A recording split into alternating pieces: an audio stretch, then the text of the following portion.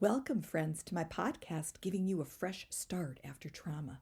I'm so glad you're here as I speak a blessing over your life right now. Well, today I'm going to read chapter 9, titled, My Wishes Continued. In this chapter, I'm going to continue to share with you additional issues that I wished I handled differently. But the beautiful thing is that I learned from them, and I have received much healing and growth in my life from those lessons. So be blessed, encouraged, and inspired. Let's get started.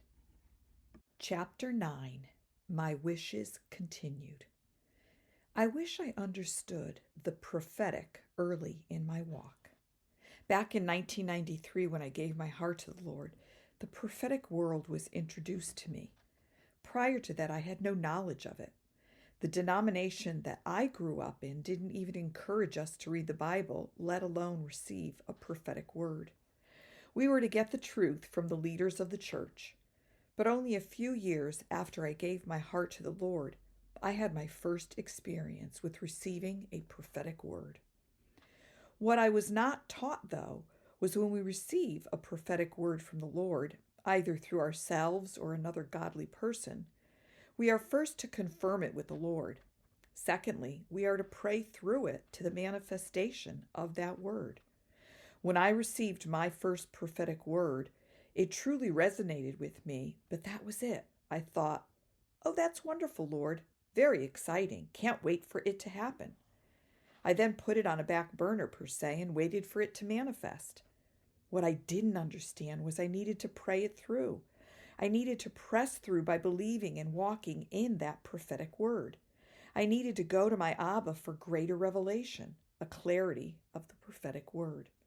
Remember, his thoughts are not our thoughts, and his ways are not our ways. Isaiah 55, 8 through 9, the Amplified Bible. He wants us to press in and be on the same page as he is. He wants us to understand his fullness of that word, not our interpretation. So as I received prophetic words, I would be excited and receive them. But then I'd let them go and just thought it was going to drop down from heaven and happen. That was until I received this word. This prophetic word came from someone I don't even know. Back in 2006, when I was in the throes of my tumultuous divorce, my friend Pete called and said he had a word for me. Pete lived in another state, and he got this prophetic dream or word from a young girl, Ronnie, in another state than he. When she called him about her dream, he knew immediately it was for me. Now understand, I know Pete, but I do not know Ronnie. But Abba Father loved me so much and wanted me healed that he gave this young girl a dream that she didn't understand. She called her friend Pete, who discerned it was for me. Pete called me and released the prophetic dream/word. Now, he did instruct me to take it to the Lord and get the meaning. I did as he instructed. The word was given to me on November 30th, 2006. I prayed about it on and off for 3 years. Then 3 years later, I spoke with Pete to get his interpretation and discernment. He added more to what I received from the Lord. Here's part of the prophetic dream. I had a vision of Peter and myself walking into a house with wood flooring and a sliding glass back door. The kitchen had wood cupboards and titanium appliances. This fully described my kitchen. We walked over to the fridge and Peter said, "Ronnie, I have a new heart for you." He pulled a physical heart out of the fridge and said, "Ronnie, are you ready for it?" I said no. We then proceeded down the hall, the heart still in his hand. He said, "Ronnie, I have something else for you." We entered a doorless room and there was a cascading nature scene. It was beautiful. He said, "Ronnie, this garden is yours." I said, "I can't accept this. It's yours. It's so beautiful. I can't take something like this from you." Gardens and flowers are one of the joys of my life. Also, I struggle receiving from people when they want to bless me with something. He said, "Ronnie, can't you see you've already had all this the entire time? As soon as he said that, Satan came up behind him. I crouched down and buried my head into my knees and started bawling out of fear and pain. A huge Venus flytrap came out of the ground behind Peter and snatched up the enemy. This flytrap was peculiar. It had sunflowers on it. Then the vision flipped to a lamb with a snake coiled around its leg. The tongue of the snake was stuck out. Then a lion calmly walked over to the lamb. The lamb by now was so frightened, it would rather be devoured by a lion than strangled by a snake. The lion came and ripped the head of the snake off. Then the vision flipped back to the garden. Peter said to me, "Ronnie, I have a heart for you. Are you ready?" In that moment, I saw the heart that I owned come out of my body and float in the air as the new heart was still in Peter's hand.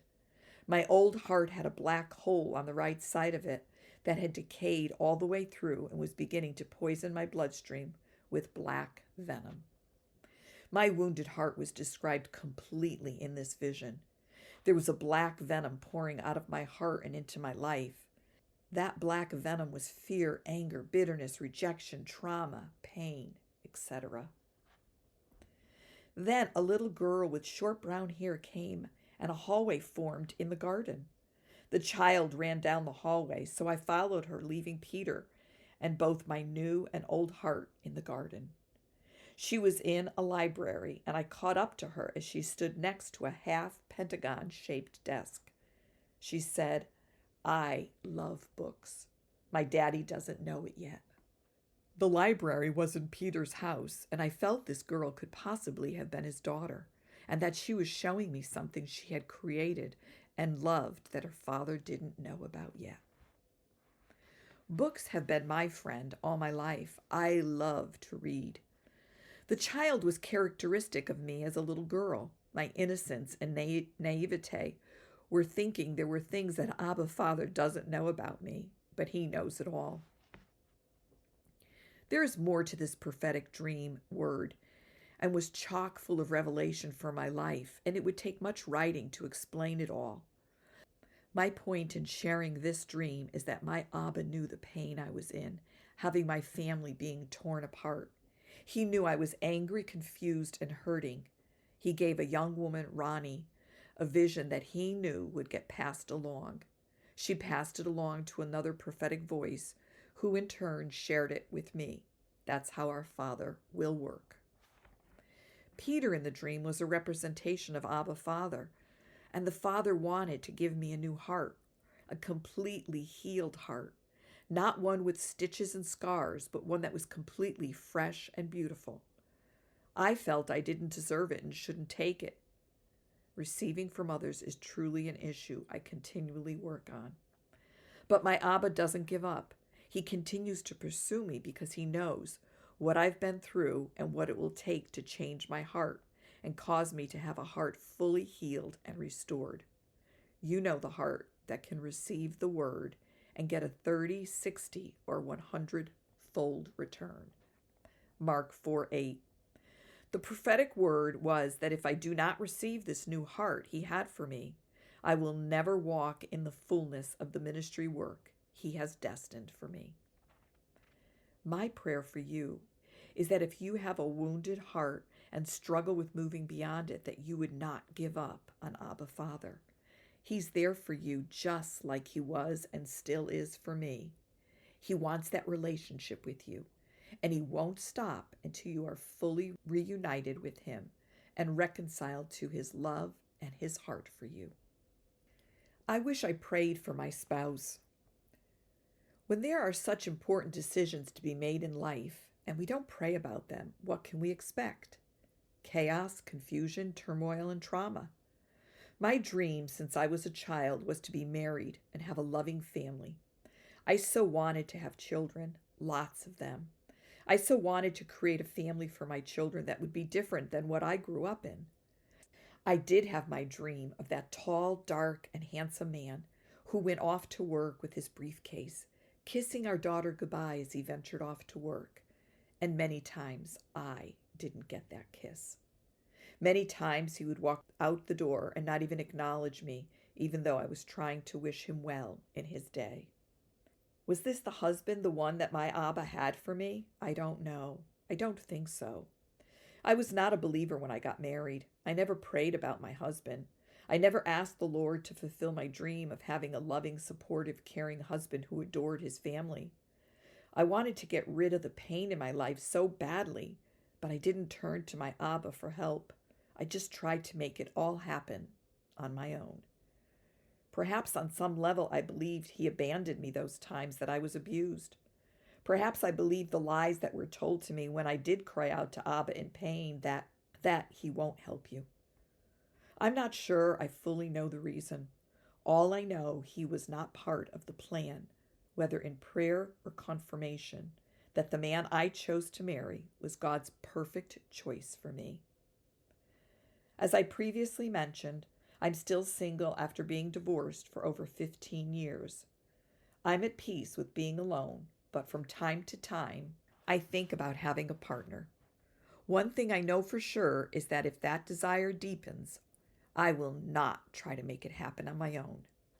My Abba Daddy will truly be part of the equation. I've prayed and asked that if it is his desire for me to have a partner, then this partner needed to put the Lord first in his life, and the Lord needed to bring him to me. Are you single? Are you alone because you haven't found the right one? Or are you alone because of a divorce or sadly the death of your spouse? Don't go it alone. Absolutely pray through that Abba Daddy will bring the right partner into your life because he knows the plans he has for you. He knows the right partner for you. I love to see this played out with my sweet niece in love. She too desired to have a husband. She watched her friends get married, yet she remained single. She met potential partners, but they were not the right one. In all of that, she never let go of Abba. Oh, don't get me wrong, she wrestled with God often, but she never stopped trusting him. Today, she has a wonderful husband who is truly her best friend. They laugh together, they enjoy life together, they plan together, they play together. And the best part, they are now the proud parents of the most beautiful daughter in the world. And I just don't say that because she's my niece in love. Oh, what happens when we trust our Abba. She is a pure example. Can you trust him right now, or is it hard to? Then tell him that. If you're angry with him, tell him that. Your anger doesn't come as a surprise. He does know. Ask him to show you if you are doing wrong. Ask him what you may need to change in your life or in your heart, and then press into him for the desires of your heart. Understand, though, it just might not be the right time for you to meet that special one. That is where patience comes in. Remember this. Make God the utmost delight and pleasure in your life, and he will provide for you what you desire the most. Psalm 34:7, the Passion Translation.